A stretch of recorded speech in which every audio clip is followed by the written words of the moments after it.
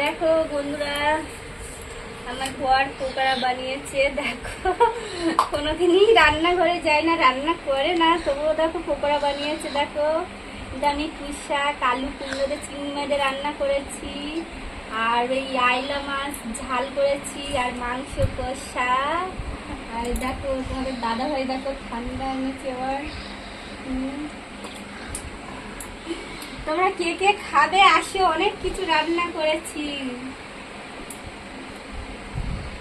আর আমার ছেলে দেখো খেতে বসে গেছে। এই দেখো ছেলে, এই দেখো কত কি রান্না করেছি। দেখো তো পকোড়া, দেখো পকোড়া বানাতে পারে না। দেখো এটা পকোড়া হলো? তোমরা সবাই বলো তো পকোড়া না অন্য কিছু? হ্যাঁ, বাবারা কখন রান্না করে খাইয়েছে? তোর বাবা কখন রান্না করে খাইয়েছে? আমার বাবা রান্না করে, আমি চাই না। সকাল রান্না করে তোর বাবা পকোড়া বানানো করতে বলবি তো। আমার বাবা যদি না রান্না করে তাহলে মা মরে গেছে, একা একা কি রান্না করে? আমি সময় পাই না, তাই দেখো বসে গেছে, গামছা পুরো বসে গেছে খেতে। আমি তো বানানোর সময় পাই না, আমি কাজ করি। কখন বানাবো?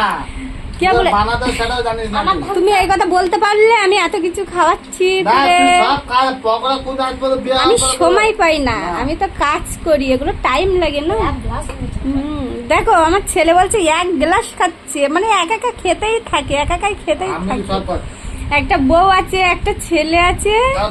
তোরা যে এটা পুরোটা যে খাবি, খা না, বন্ধ